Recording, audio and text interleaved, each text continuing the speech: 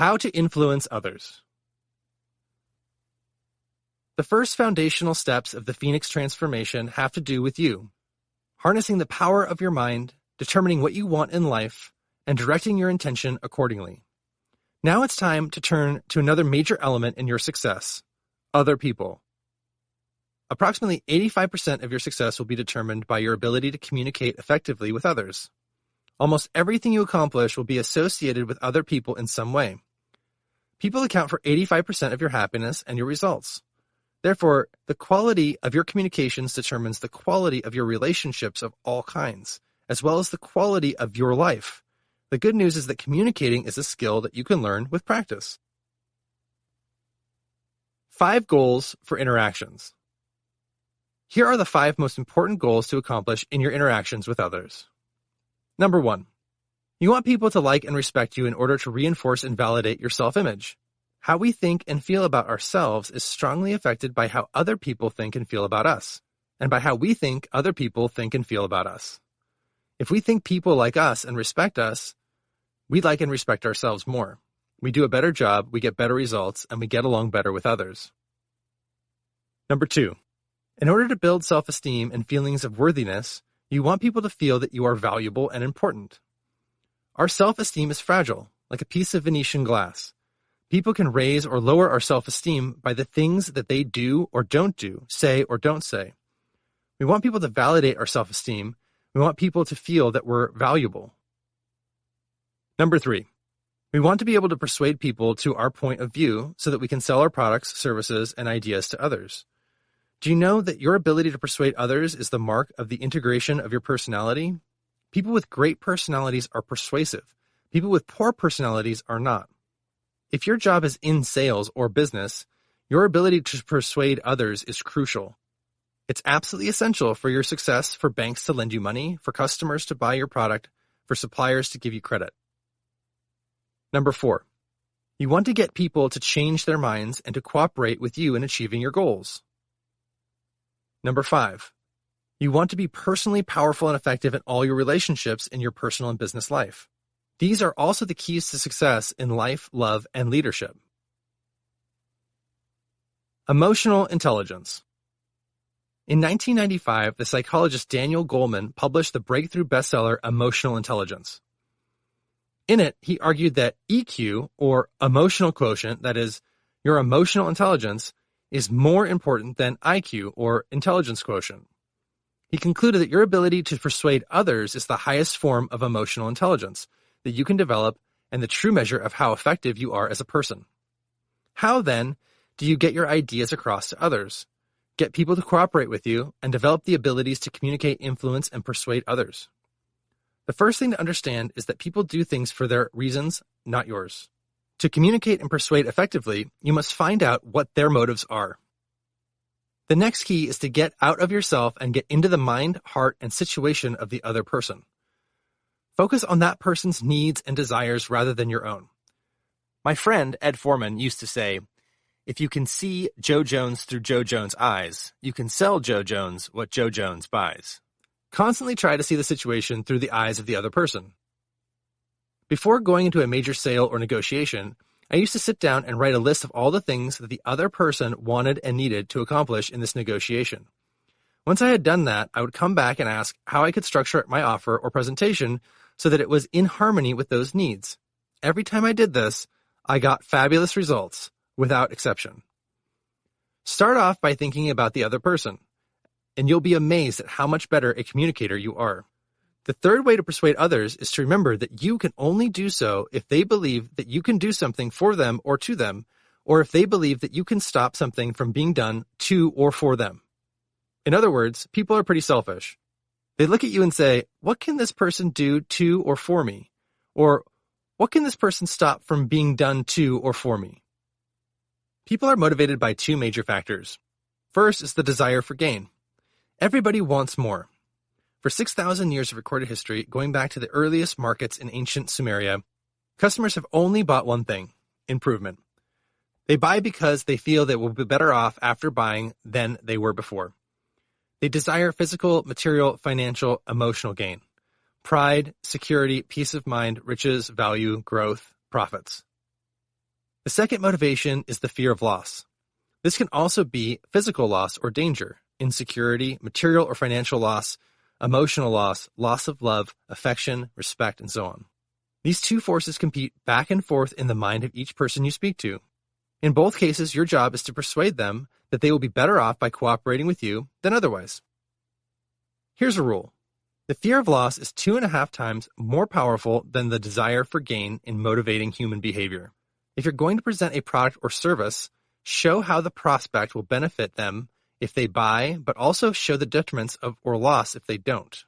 Trigger both motivations, desire for gain and fear of loss. Everything is perception.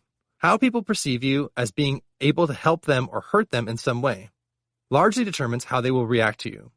You could be talking to someone and you could have the feeling that this person can do nothing to help you or hurt you at all. They are irrelevant. Then someone comes along and says, "Oh, by the way, have you met this person? This person is potentially $1 million customer for your product, and he's in the market right now and is in a hurry to make a purchase." Suddenly, your entire perception of this person transforms. All of human behavior is based on the expediency factor, which means that people always strive to get the things they want the fastest and easiest way possible, with little immediate concern for the long-term consequences of their actions. In other words, people are lazy, greedy, and impatient. They want it now. Sometimes they want it yesterday, and they don't really care about the long-term ramifications. One of the hardest of all things for parents to develop in their children is long-term perspective, thinking over the long term about the things that they're doing in the present. People say, "I want a piece of cheesecake," but they don't think about how long it will take them to work off that piece of cheesecake if they have to exercise. The great motivating factor is that people seek fast, easy, quick, and expedient ways to get what they want. Your job is to make your idea or proposal appear to be the most expedient way for the other person to achieve their personal and business goals. If you cannot show the person that the fastest and easiest way to get where they want is to do what you want them to do, then you can't possibly expect them to accept your recommendation. 4 keys to persuasion. There are 4 keys to persuasion. We call these the 4 Ps. The first is personal power.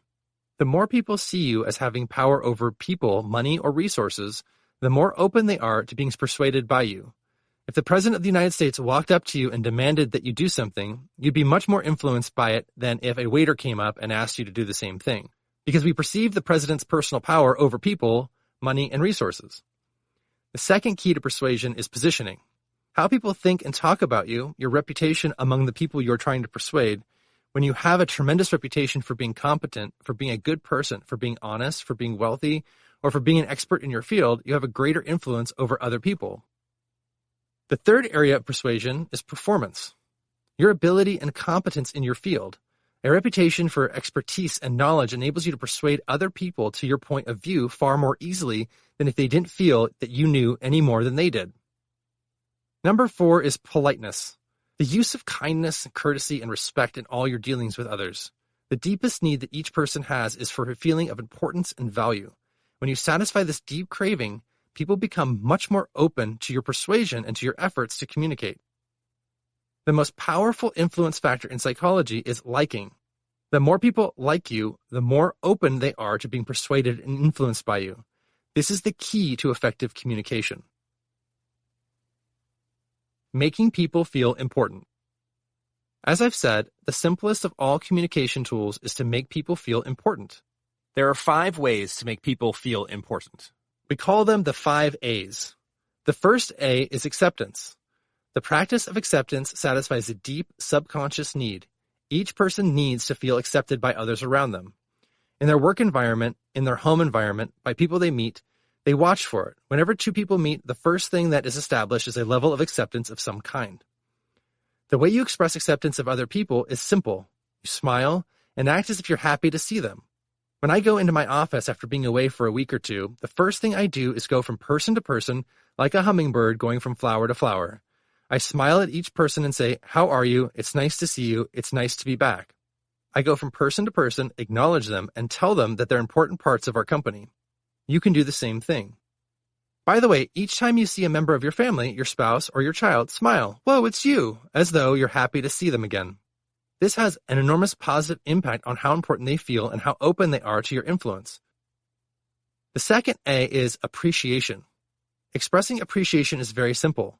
Just say thank you for everything that people do for you, large and small. Say thank you all the time. When a waiter brings you a glass of water, say thank you. When somebody steps aside for you, say thank you. When somebody types a letter for you or brings you in to see customers, say thank you. The more you say thank you, the more you cause the other person's self-esteem to go up. They feel more valuable and important. They like themselves better. They beam and they like you better as well. You cannot say thank you too often. A friend of mine wrote to me saying he was traveling to the Far East. Since I've traveled in many countries all over the world, he wondered if I could give him some advice on how to get along well. I said, remember, everybody you're dealing with earns less, and usually far less than you could ever imagine. They don't have anything going for them except their own personal value. If you acknowledge that, you'll have a great trip. The way you do that is to learn how to say please and thank you in their language. Whenever you meet people, smile and say please and thank you. Whatever they do for you, express gratitude, and you will have a wonderful trip. My friend wrote back to me 2 months later, saying it was the best advice he had gotten his whole life. He could not believe it. Everywhere he went, even when people were standoffish or reserved, when he said please and thank you and smiled, he got everything he wanted. He got upgraded to better rooms, he got better tables in restaurants, all just by making other people feel important. The third A is admiration. You express sincere compliments for the traits, accomplishments, and possessions of other people. Everybody likes compliments. They make people feel valued and important. People put a lot of emotional investment into different factors of their life. If a person is punctual, say, you're the most punctual person in this whole company. If a person is persistent, say, boy, you're sure persistent, you never give up. People are very proud of their character traits because it's taken them a long time to develop them. If a person has accomplished something, graduated from a college, completed a degree, or gotten a certification, admire that and say, whoa, that's really great. You must be really proud of that. That must have taken a lot of work. People who have put many hours into these accomplishments feel really happy about themselves. Admire their possessions, particularly clothing. When you compliment a person on their hair or clothing, a man on his shirt or shoes, a woman on her dress or handbag or hairstyle, they beam. They feel valuable, their self-esteem goes up, they like themselves more, and they feel happier in your presence. All it takes is a couple of seconds for you to acknowledge and point out something that's worth a compliment. Number 4 is approval. You express approval by giving praise for both small and large accomplishments.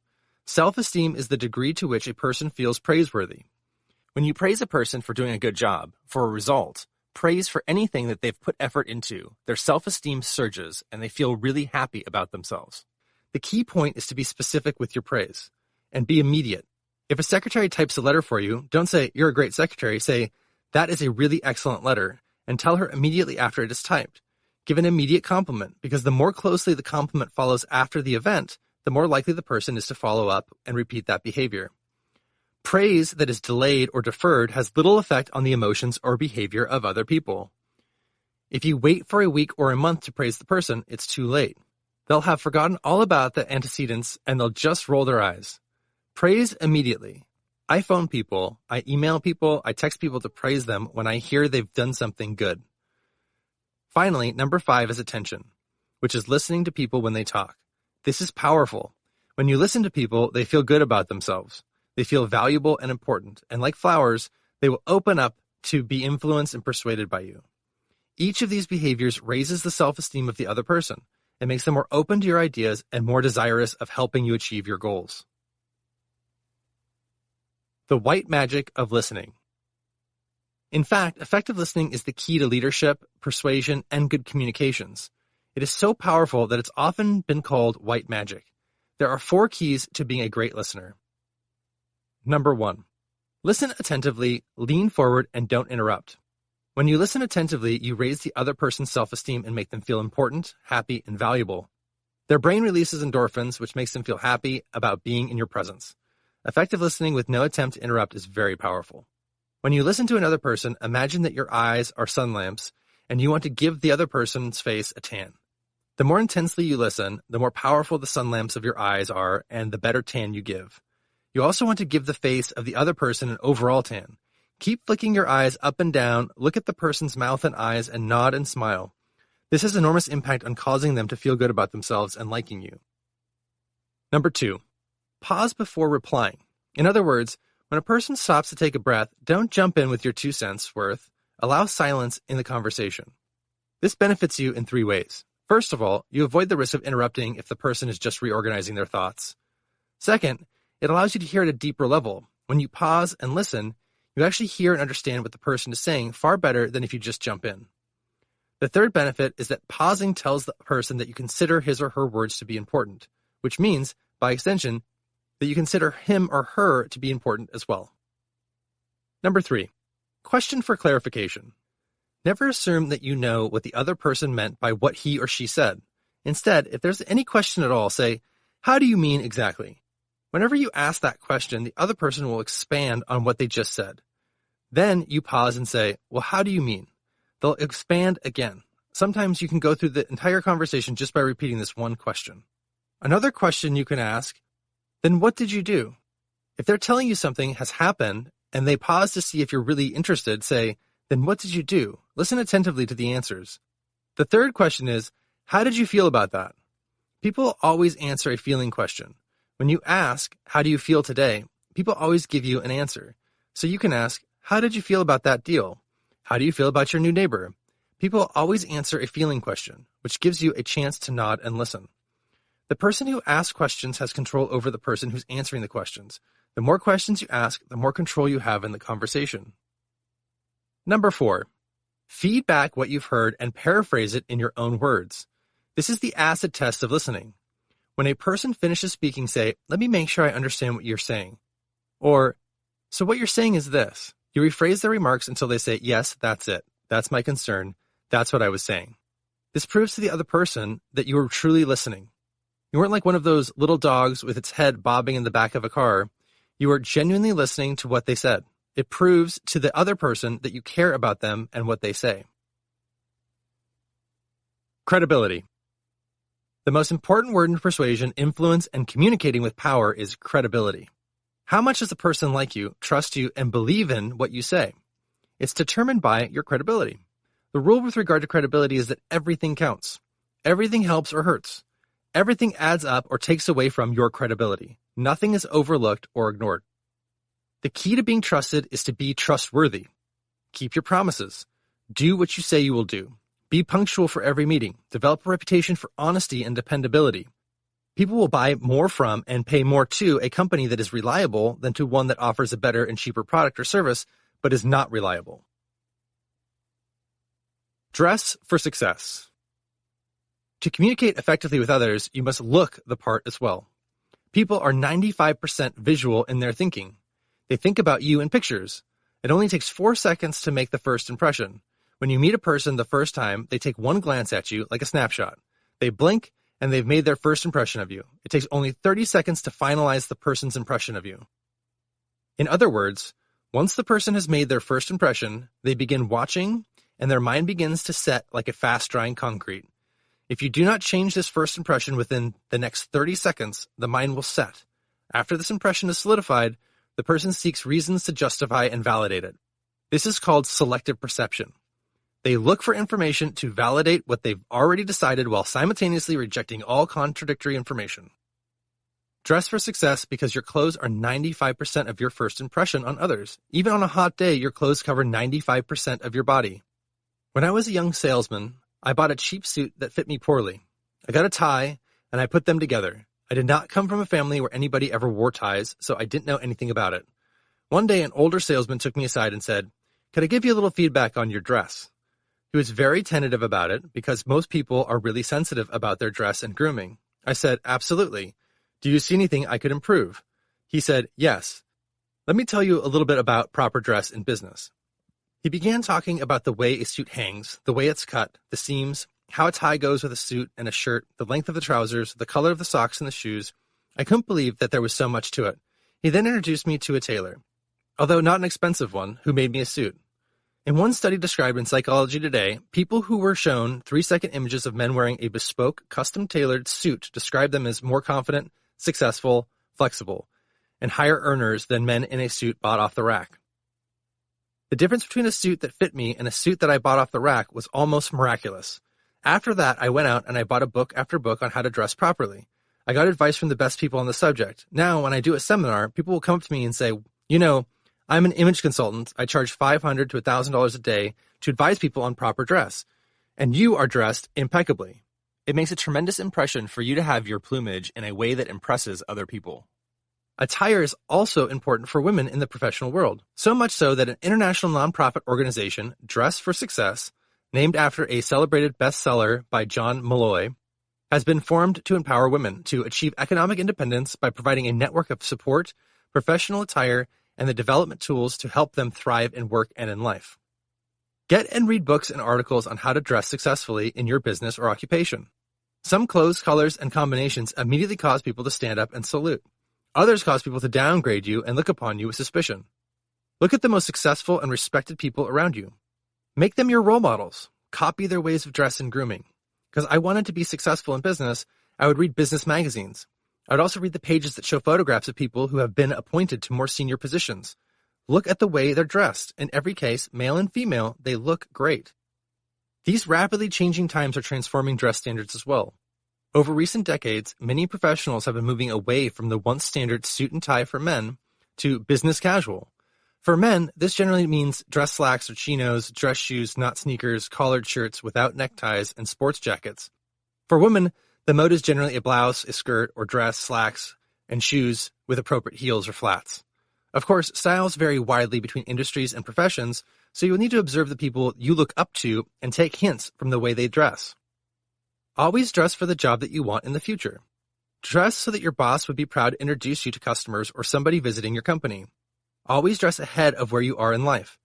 When you look at people you admire, make them your role models. Copy their ways of dress. Copy their ways of grooming. Birds of a feather flock together. People promote people who look like them.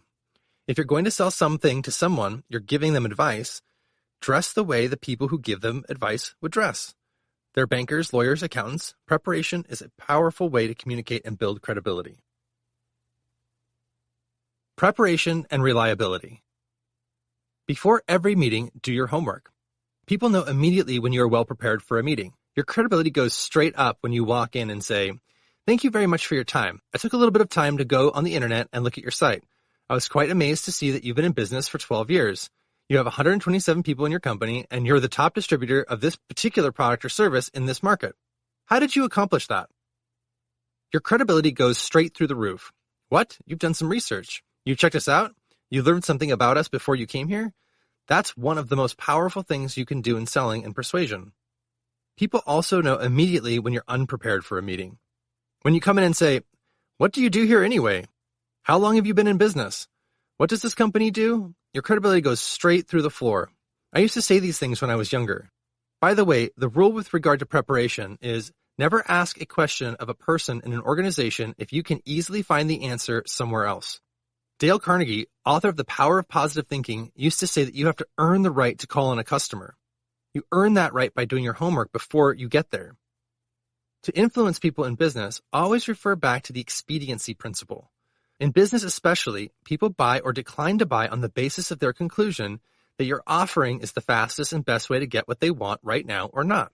Liking is the most important factor in communicating effectively in business. The more people like you, the more open they are to buying from you. Credibility and trust are the most powerful reasons for being persuaded by another person. Always think of how you could be more credible and more trustworthy. Someone once said that the most important ability in business is dependability. Social proof is the key to influencing people. Refer to others who have accepted your idea or product and who are happy with it. People are inordinately influenced in their decisions by what are called similar others, people like them. When you call on a doctor as a salesperson, you say, "Many other doctors are now using this product with great results." That immediately raises your credibility and opens the doctor up to learning more about your offering. If you're talking to a truck driver, you say that a lot of truck drivers are now using this product for this reason.